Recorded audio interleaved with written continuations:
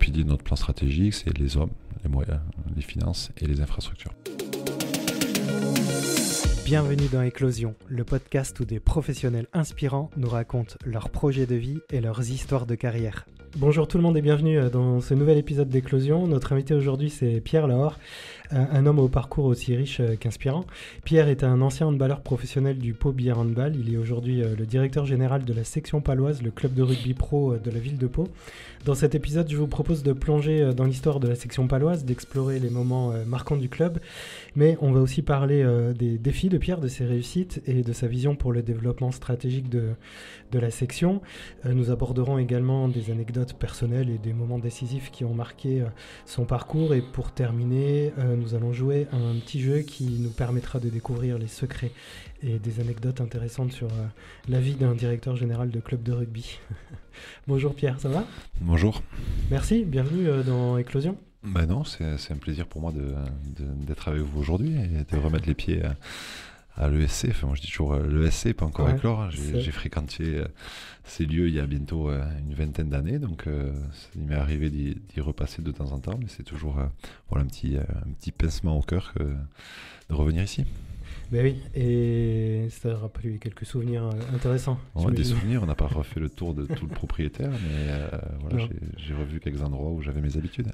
Ouais. Alors on démarre tout de suite sur ton parcours et tes inspirations. Qu'est-ce qui t'a poussé à passer du handball au rugby et à prendre des responsabilités au sein de la section paloise ? Alors c'est une bascule qui ne s'est pas faite de suite, parce que voilà, j'ai eu la chance, le privilège de vivre une carrière de sportif ici, chez moi, à Pau, en Béarn. J'aime à le rappeler parce que j'ai aujourd'hui un peu plus de 40 ans et j'ai eu la chance, le privilège de faire toute ma vie ici, là où je suis né. Et c'est un luxe qui me tient particulièrement à cœur. Certains construisent leur force dans leur capacité à voyager, à se déplacer, à découvrir des choses. Moi aujourd'hui, l'attachement à cette terre, à ces hommes et le fait d'avoir évolué toute ma vie et aujourd'hui ce qui fait un des traits de mon caractère le plus prononcé. Donc j'ai vécu ce carrière jusqu'en 2005. 2015, excusez-moi, 2015, bientôt 10 ans, ça va faire 10 ans dans quelques mois que j'ai arrêté de jouer.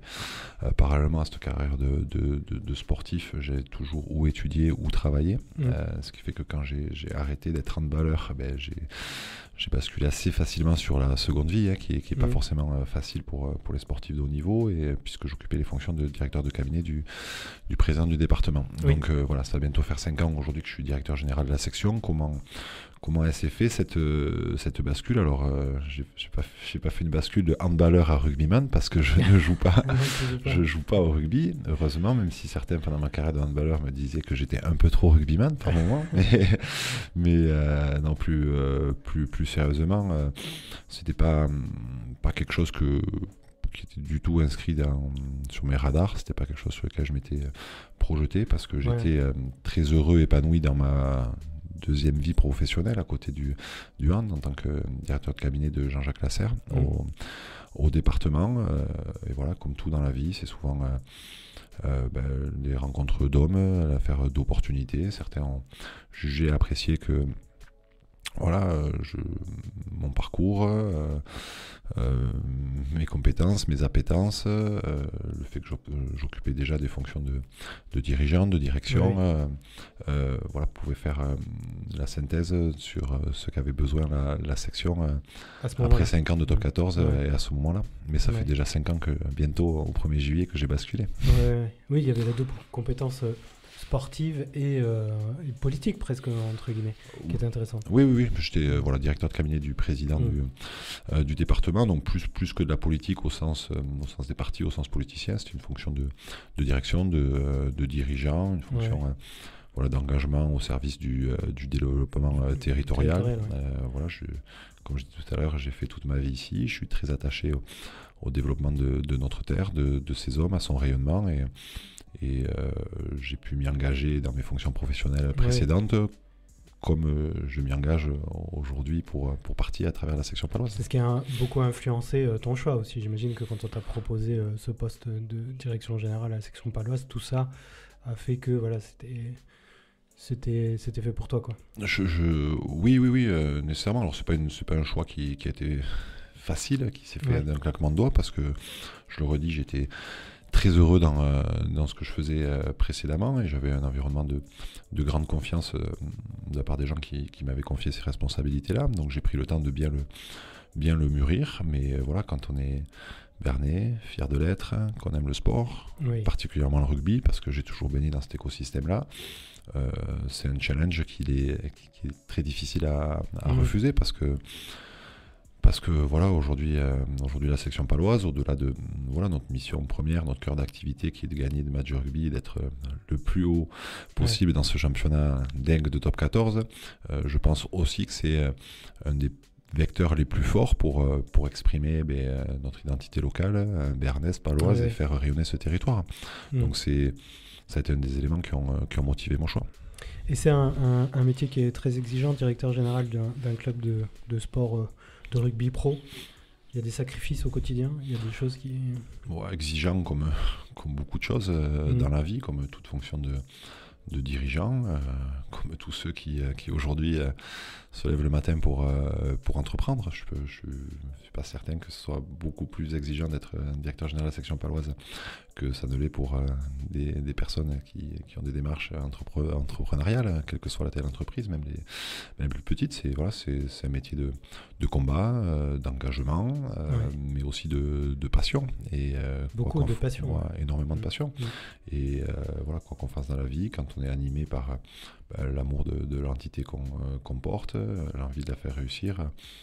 Vous parliez de sacrifice, au final on y pense peu, parce que c'est que des choix au service de l'expression d'une passion et d'un engagement. Ouais, tu penses pas.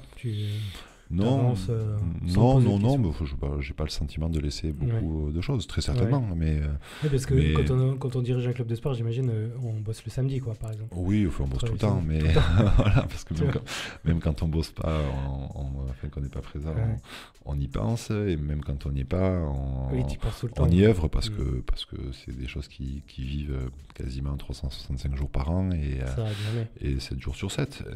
Donc c'est aussi des affaires d'hommes où on est perpétuellement interconnecté avec Bernard Pondot, le président, qui m'a fait confiance avec quelques heures et m'a confié cette responsabilité-là, toute la gouvernance, notamment les 3 vice-présidents qu'on a, et puis évidemment toute la chaîne de management, notamment sportive, autour de Sébastien Piccheroni. Et c'est quoi le rôle du DG de la section paloise alors ? Aujourd'hui, déjà, faut savoir ce qu'est la section paloise. C'est un club de rugby, une SASP, une société, donc c'est privé, qui a plus de 300 actionnaires, qui sont pour la plupart des acteurs, des hommes et des femmes de ce territoire-là. Donc moi, aujourd'hui, ma responsabilité de directeur général, c'est d'assumer le pilotage opérationnel et la conduite opérationnelle du club dans toutes ses dimensions au quotidien pour le compte de la gouvernance, et notamment du conseil d'administration qui est présidé par Bernard Pondot. Donc mon quotidien, c'est de chapeauter l'ensemble des équipes. Aujourd'hui, la section paloise, c'est 29 millions d'euros de budget, plus de 120 et quelques employés, sportifs, mais pas que. Et donc mon rôle, c'est de manager cet ensemble-là dans les dimensions sportives, c'est-à-dire sous la direction de Sébastien Piccheroni, donc on manage ensemble, et évidemment tout le reste des équipes opérationnelles qui sont dans les bureaux administratifs, juridiques, gestion de nos infrastructures, notre boutique, le commercial, voilà. Okay. Tout ça. Effectivement, ça prend beaucoup de temps et d'énergie et de pensée. Et c'est quoi ça fait 5 ans maintenant que tu es directeur général de la section paloise. C'est quoi les plus grands défis ? La section fêtera à la fin de la saison ses 10 ans en top 14. Top 14, oui. Top 14, moi je suis arrivé à la moitié de cette histoire-là. Quand je prends mon poste, les stades étaient vides, la Covid était passée par là, l'économie des clubs sportifs était un petit peu abîmée, et la réalité de la section à ce moment-là, c'était un produit sportif un peu érodé, en bout de souffle après une installation en top 14 qui s'était très très bien passée, parce qu'il faut rappeler que la section paloise, depuis qu'elle est remontée, n'a jamais eu à connaître la descente, contrairement à d'autres clubs ou la majorité des clubs qui évoluent dans la même sphère économique ou démographique que la nôtre. Donc moi j'arrive dans ce contexte-là et le défi, et c'est un défi que je n'ai pas porté seul, loin de là, puisque ça a été un défi de toute une gouvernance d'équipe, ça a été de arriver à totalement remarketer le produit section, essayer de reconstruire une image un peu différente que celle qui avait été la nôtre une fois revenu en top 14 et recréer un schéma de cohérence sportif. Et ça, on a su assez vite le faire parce qu'à travers le recrutement de Sébastien Piccheroni, qui était un choix assez différent par rapport à ce qu'on est le rugby, qui a permis de dire à tout notre écosystème rugby, mais aussi externe et des médias, qu'il se passait quelque chose à la section paloise, qu'on faisait un petit peu différemment des autres et que le club était en train d'évoluer, de changer. Donc c'était un sacré défi à ce moment-là, dont on commence à peine à en récolter les fruits. Ouais.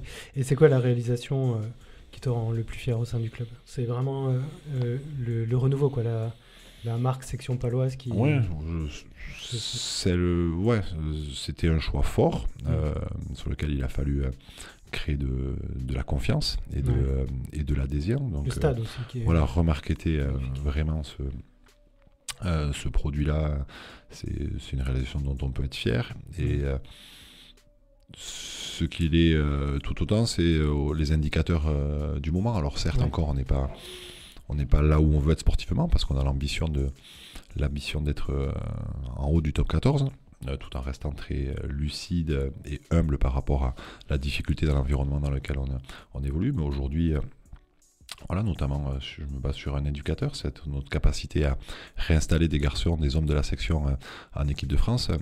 3 ans après avoir lancé ce projet-là, 3 ans et demi, avoir 4 garçons même avec Fabien qui ont fréquenté l'équipe de France sur le dernier tournoi des Destination, c'est aujourd'hui un indicateur qui vient valider les choix qu'on a pu faire il y a 3-4 ans. Donc c'est un défi qui a été relevé, je pense. Mais il en reste d'autres. Oui, c'est ça. Justement, c'est quoi, tu envisages quoi comme développement stratégique pour le club dans les prochaines années, si on peut parler d'années, quoi, parce que ça va tellement vite maintenant?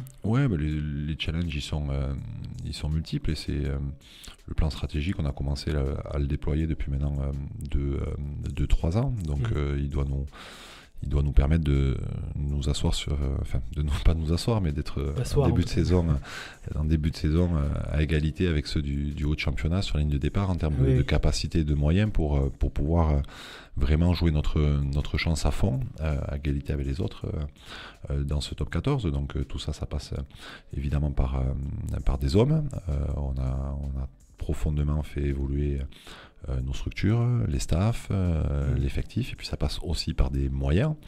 Sur ça, le club est en évolution positive depuis maintenant plusieurs années. On est reparti un peu moins de 20 millions d'euros de budget en 2021-22 et on devra assez rapidement soutenir les 30 millions d'euros, ce qui nous permettra d'être au salarié cap. Donc oui, les hommes, les moyens et les infrastructures, et on a besoin et on est en train de lancer notre projet de centre de performance, qui est une absolue nécessité pour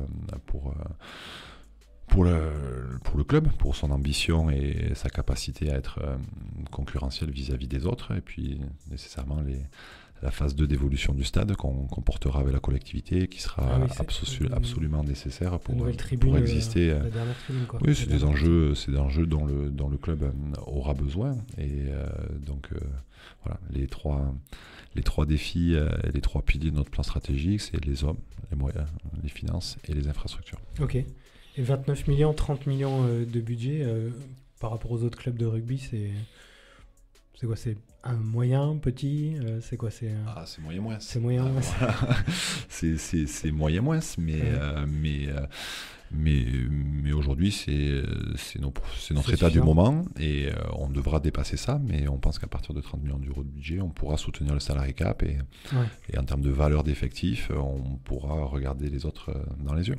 Quelle est ta vision à toi pour l'avenir du rugby en Béarn et au-delà? La vision à l'échelle du territoire du rugby, une vision qui doit être solidaire et ambitieuse. Aujourd'hui, on a énormément de clubs de rugby sur ce territoire-là. La section paloise en est la locomotive et une section paloise qui est ambitieuse, une section paloise qui rayonne, ça générera nécessairement de la force aux autres clubs du territoire. Je pense évidemment au club béarnais, mais au-delà aussi, parce que notre rayonnement ne doit pas s'arrêter là. On fonctionne très bien avec les clubs du Sudland, du Gers, de Bigorre, et aujourd'hui on a une position géographique assez centrale qui doit nous permettre d'être la locomotive qui fait, on va dire, rayonner le rugby sur ces territoires-là. Après, je disais, au-delà, sur la sphère nationale, aujourd'hui, on a un monde du sport de haut niveau qui est en perpétuelle évolution. Le rugby a énormément évolué. Le foot est toujours aujourd'hui, il restera très certainement encore pour un moment le sport le plus médiatisé, le plus populaire, mais il n'empêche que, je crois, depuis maintenant près de 30 ans, le rugby s'est porté sa croissance et son développement avec raison et mesure, ce qui fait qu'aujourd'hui on a la chance d'avoir un diffuseur qui accompagne la croissance du rugby et sur lequel on a une visibilité suffisamment long terme jusqu'en 2032 pour envisager les prochaines évolutions sereinement. Cependant, il faut être lucide, le rugby n'a pas encore trouvé son modèle économique. Sur l'année dernière, le top 14 a généré plus de 60 millions d'euros de déficit d'exploitation cumulé. Donc c'est une réalité qui est permise parce que certains clubs sont propriétés de mécènes qui ont la capacité d'absorber ce niveau de déficit, mais ça ne fait pas un modèle économique. Et le challenge qui s'ouvre pour la section paloise, on y est en plein, mais aussi pour l'ensemble des clubs pro, c'est d'arriver à construire un modèle économique qui soit viable et stable pour tous. Oui, c'est ça. Mais en préparant l'épisode, j'ai regardé un petit peu, il y a 2000 clubs de rugby, un peu plus, en France. Il y a 13 000 clubs de foot. Le rugby est le deuxième sport le plus médiatisé après le foot, et pourtant c'est que le 10e sport en nombre de licenciés. Tu vois ? Et est-ce que les collectivités, tu vois, l'État, les régions, les départements, doivent investir plus dans le rugby pour que ce sport diffuse tout le bien qui peut apporter à la société ? C'est une question qui n'est pas simple, parce qu'on évolue actuellement dans un monde au sens large qui est très particulier, qui change à plein de niveaux, et on se rend compte aussi qu'on est dans un contexte en France un petit peu complexe en termes de gestion de l'argent public. Il y a plein de choses qui sont en train de se recomposer, d'évoluer, et miser que sur ça ou attendre après ça, je ne pense pas que ce soit une posture raisonnable et d'ambition. Donc les pouvoirs publics accompagnent des projets de territoire qui participent à leur attractivité, à leur rayonnement. Le sport professionnel en fait partie. Le rugby, je pense, est aujourd'hui un très beau vecteur d'attractivité et de communication des valeurs d'un territoire. Les collectivités le savent. Et tout est question après d'équilibre.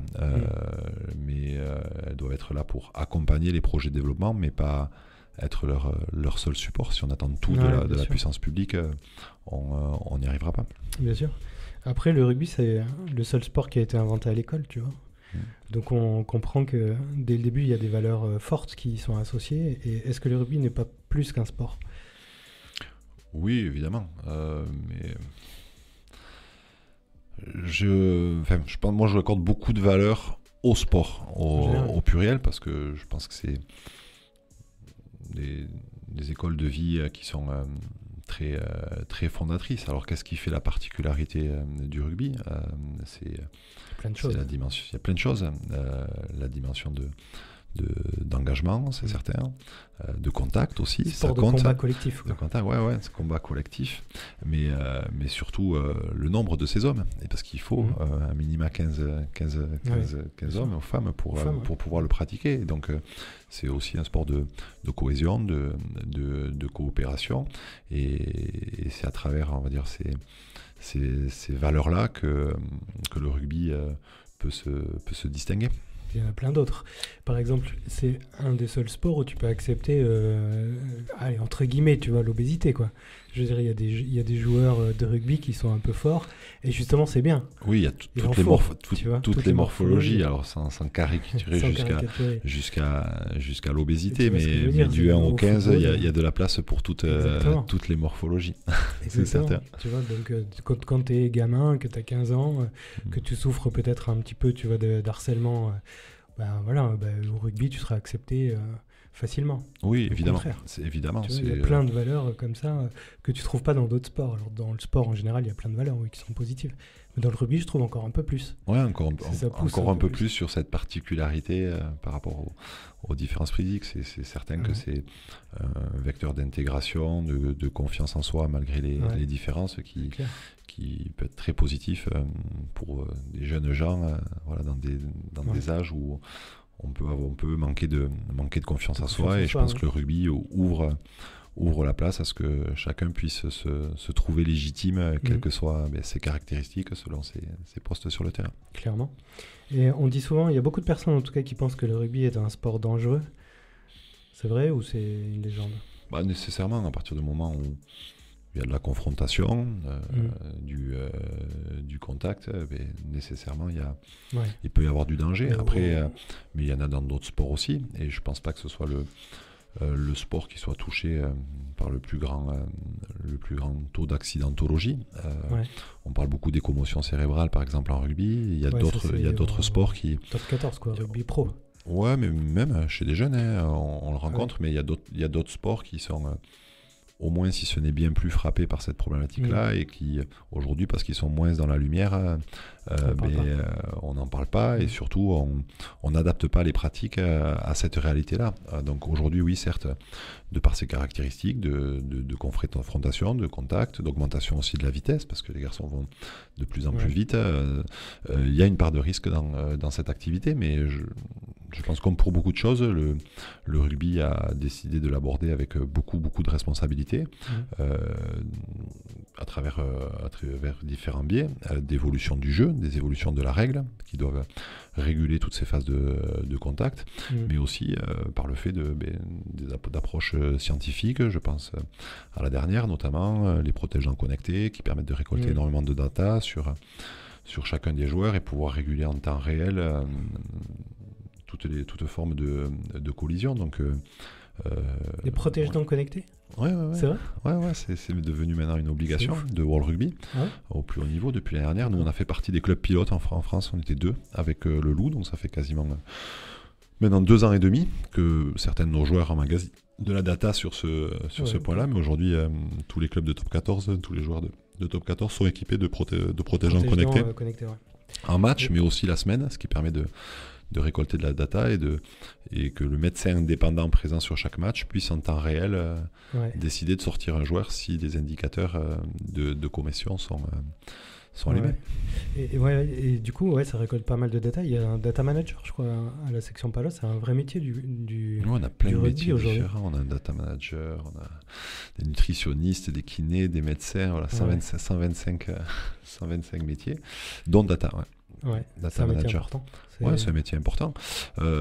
C'est un métier important dans tout l'environnement de performance et dans tout l'environnement rugby, parce que c'est un vrai support tant sur les données rugbystiques que les données de préparation physique et données médicales. Donc c'est un métier un peu particulier qui jusqu'à présent chez nous était cloisonné sur la sphère préparation physique, mais aujourd'hui, dès l'année prochaine, on aura une position un peu plus centrale au carrefour de tous les supports qu'il peut y avoir au staff sportif, entre les entraîneurs, le médical, la perf, l'analyse vidéo. Voilà.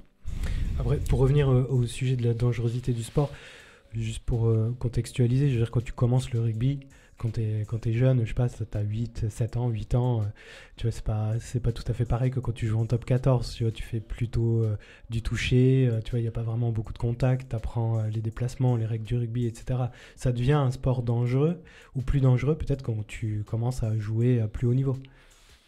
Je sais pas, après certains apprennent les règles jusqu'à tous les week-ends en top 14, mais je sais pas, parce que voilà, l'actualité elle a été marquée par des accidents et dramatiques, plus dans le milieu amateur que professionnel ces dernières années. Mais et encore très récemment. Mais voilà, ce que je veux retenir, c'est que aujourd'hui le rugby, je pense, c'est...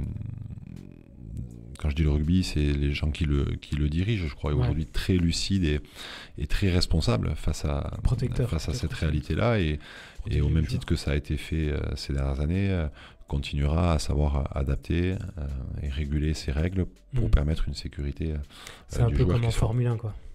Oui, en Formule 1, au football américain, ou d'autres sports de contact. Quels sont les impacts positifs de la section paloise sur son territoire? Il doit y en avoir, il y en a plein. Sur le volet sociétal, je crois que depuis de nombreuses années, la section démontre son engagement, au-delà de notre capacité à rassembler du monde et derrière notre projet. On veut, au-delà des matchs qui se passent en top 14, être présent sur le territoire, de par des actions, des présences décentralisées. La section va dans les clubs du territoire, la section invite les clubs du territoire à ces matchs, et puis s'engage derrière toutes les initiatives paloises, béarnaises et au-delà qui vont dans le sens des grands enjeux de société. Je pense notamment aux sujets environnementaux. On a été, je crois maintenant depuis 5 ans, le premier club labellisé Fair Play for Planet. On a toute une série... Oui, j'ai vu sur le parking, je crois, on peut recycler ces bouteilles d'eau pour fabriquer les prochains maillots de la section. C'est ça, c'est une action qu'on porte avec notre partenaire majeur et notre équipementier, mais il y en a d'autres depuis maintenant plusieurs années, notamment autour de la disparition du papier jour de match, l'évolution qu'on peut avoir sur tout nos buvettes, avec la disparition des plastiques. Voilà, les actions, elles sont multiples, et parce qu'on pense que voilà, l'audience qu'on peut avoir nous confère un rôle et une mission de prescripteur qui est importante vis-à-vis de toute notre communauté, quel que soit leur âge, et notamment les plus jeunes. On a des manifestations, notamment écolo en herbe, au stade, qu'on couple aussi avec d'autres actions, une journée comme un pro, donc ce qui nous permet, sur la base d'un prétexte, de faire vivre une expérience immersive à des jeunes du territoire, pouvoir aussi les éduquer à ces sujets-là sociétaux. Donc c'est un rôle et une mission qu'on relève avec beaucoup de fierté et d'engagement. Ouais. Est-ce qu'un club pro comme la section paloise contribue au rugby amateur sur son territoire? Oui, évidemment, on le disait tout à l'heure, on a une responsabilité en tant que locomotive d'être le plus rayonnant possible pour tracter et embarquer tout le monde avec nous. Donc les interactions, elles sont dans les deux sens. La section paloise a besoin d'un vivier territorial qui soit fort et en termes de joueurs, et vivant, parce que plus le rugby local sera solide, mais plus on aura de talents locaux qui pourront intégrer nos cursus de formation.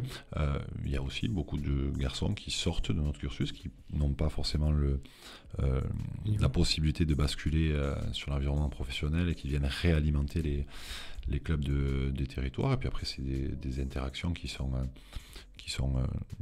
quotidiennes, parce que aujourd'hui on a besoin d'embarquer avec nous tous ceux qui sont sur ce territoire passionnés de rugby et qui veulent voir son rayonnement. Donc à chaque match, avec notamment notre partenaire majeur Total Energy, on invite des écoles de rugby, plusieurs centaines de jeunes sont présents. Donc les interactions, elles sont constantes. Et les besoins réciproques très, très forts. On va passer à notre petit jeu que je t'ai préparé. Alors, t'as pas vu les, tu veux jouer. Les questions. On va jouer. Alors, donc, c'est un jeu. Le principe est simple. Tu vas me dire si tu l'as fait ou si tu l'as pas fait. J'ai fait, j'ai pas fait. On reste dans le domaine professionnel. On est très, Non, pas du tout. Bon, Si. J'ai le droit de mentir combien de fois? Il y a combien de questions? Combien de 5 mensonges questions. autorisés? Ah ben je sais pas si 3 tu veux... mensonges autorisés sur 5 questions. T'as pas assez ta vie pour savoir si tu vas mentir ou pas. Alors, est-ce que tu as déjà pris une décision stratégique qui a changé le cours d'une saison? J'aime pas le jeu, mais je peux te dire on parce que le pilotage d'un club il est collectif.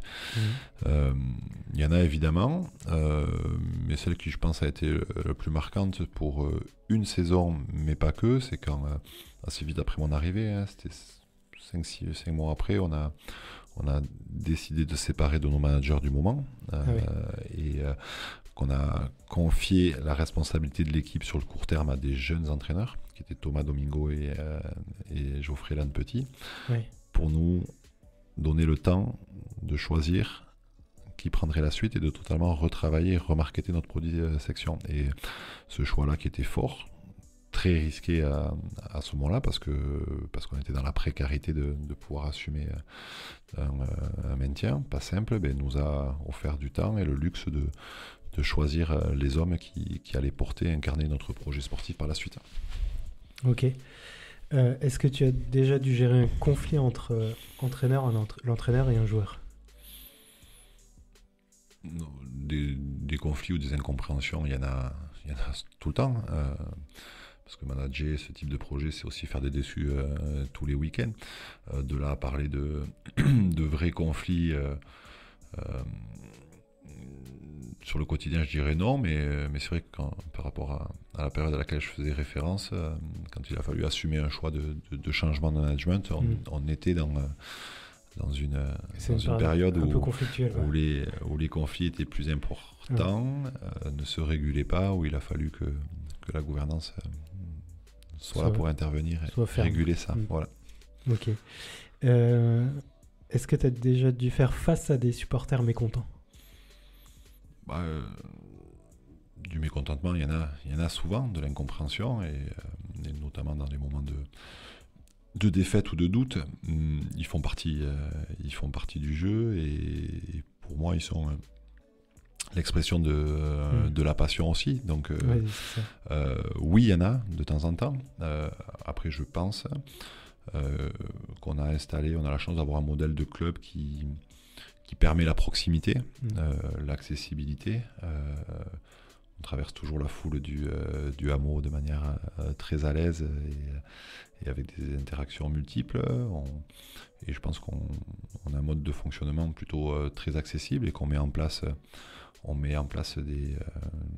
des moments, notamment nos rencontres abonnées qui sont régulières, qui nous permettent d'expliquer avec beaucoup de transparence le sens des choses qu'on met en place et qu'est-ce qui peut justifier par moment, et ce qui nous permet aussi de réguler aussi par moment des interrogations ou des incompréhensions. Donc, mais le mécontentement et l'expression du mécontentement, il est très riche, et pour nous c'est un terreau de fertilité à la passion. Ouais. Et d'idées, des fois, ouais. Est-ce que tu as déjà assisté à une troisième mi-temps mémorable avec les joueurs? C'est la dernière. Ouais, on cloisonne pas mal. Et moins il y a de troisième mi-temps, troisième mi-temps, mieux c'est pour nous. Mais quand elles sont mémorables, c'est qu'il y a des choses à marquer. Et il faut qu'il y en ait encore un. On vit dans un monde où les gens veulent énormément aseptiser les choses, notamment dans l'environnement professionnel. Donc, on a une exigence de professionnalisme, et je pense qu'il faut que dans notre société, on sache aussi pouvoir célébrer dans la joie, mais la spontanéité et la sérénité, les moments fondateurs d'une vie de groupe. Donc, troisième mi-temps mémorable, celle du maintien acquis à la J26 contre Montpellier de manière quasi inespérée en juin 2021 restera dans les têtes, parce que elle venait clore une saison qui avait été très éprouvante. Je vous disais, on avait dû changer de manager, repartir d'une copie blanche. Beaucoup nous voyaient morts. C'était greffé à ça aussi c'était en fin de période de Covid, où les gens avaient ne venaient plus beaucoup au stade. On avait beaucoup moins de monde au stade et où les moments de partage étaient très rares. Et voilà, cet après-match, cette nuit qui a suivi ce match-là a permis un vrai moment de spontanéité, de partage entre les joueurs, leurs proches, des partenaires, les équipes administratives qui étaient vraiment... qui paraissait un peu hors du temps en 2021 après ce qu'on venait de traverser dans l'histoire du club et dans le contexte social externe aussi. Voilà, il y a une vraie joie qui s'exprime, quoi. Ouais, c'était quasiment de l'inattendu, mais on avait tellement tous décompressé d'un coup. Voilà, la peur au ventre. Voilà, on était heureux de partager ça ensemble. Merci, moi je suis heureux d'avoir partagé ce moment avec toi, Pierre, c'était très inspirant. Merci d'être venu parler de ton métier et de la section paloise et de son engagement sur le territoire au micro d'Éclosion.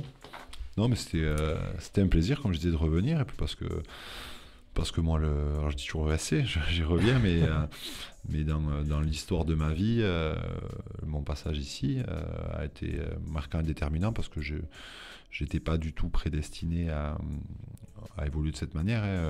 Dans ma vie, à 20 ans, je m'imaginais futur entraîneur de hand. Je venais de passer mes brevets d'état, deuxième niveau, et je me suis retrouvé dans une période de formation, et j'avais quelques mois devant moi, des parents qui a eu toujours tendance à m'aiguillonner, qui m'ont dit il n'est pas possible que tu ne fasses rien, que du sport, et un peu par hasard, le souci d'ouvrir les chakras et de me pencher sur autre chose, je suis arrivé ici, et très vite ça m'a fait basculer sur d'autres types de cursus, donc je suis très content de revenir ici parce que ça a été un moment un peu charnière dans mon évolution. Merci d'avoir exprimé tout ça au micro d'Éclosion. Avec plaisir. Et si vous avez aimé cet épisode, n'hésitez pas à mettre un j'aime, des commentaires en dessous. Je pense que Pierre pourra répondre si vous avez des questions sur la section de Paloise, et surtout aller supporter notre équipe au stade sur les prochains matchs.